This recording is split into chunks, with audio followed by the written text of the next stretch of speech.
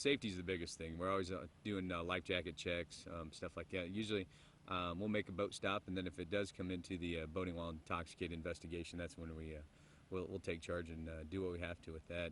But the biggest one's safety. We can't stress enough that you got to have a life jacket per person in the boat that fits that individual, and that life jacket has to be U.S. Coast Guard approved.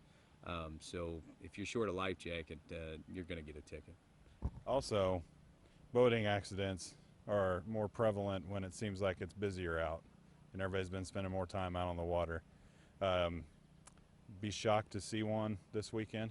I hate to say it, with the amount of people that, the way the weather's going to be, or at least they're predicting, the warm weather and all that, we're going to have more boat activity, and usually when more boat activity, the chance of an accident is a lot greater in, say, September. So hopefully it doesn't happen. Always pay attention to the other operator, and just be aware of your surroundings. Lakes like Schaefer and Freeman, very busy, but also very narrow. Hard to get out of the way sometimes.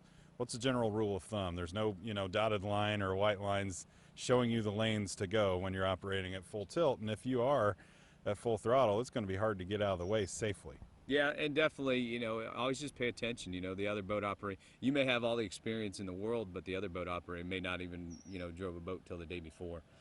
So you just pay attention, stay out of the way from everybody else, and don't get too close. I know with the two lakes we have, they're very thin, but just leave enough room for you to make that stop, whether it's on a jet ski that's jet propelled or with a motor. Just give that big safety gap, so if you do have to come to a stop, just pull back on the throttle and do what you got to do.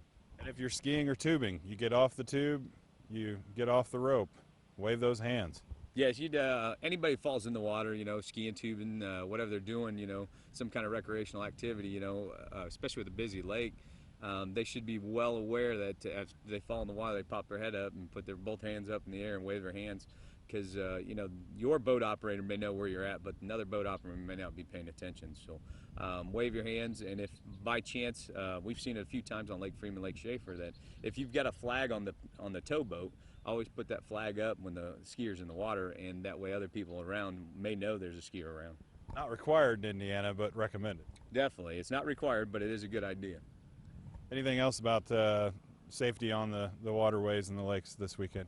A big thing is just pay attention and have life jackets, be available, and they have to be accessible in the boat. So, I can't stress that enough, just pay attention.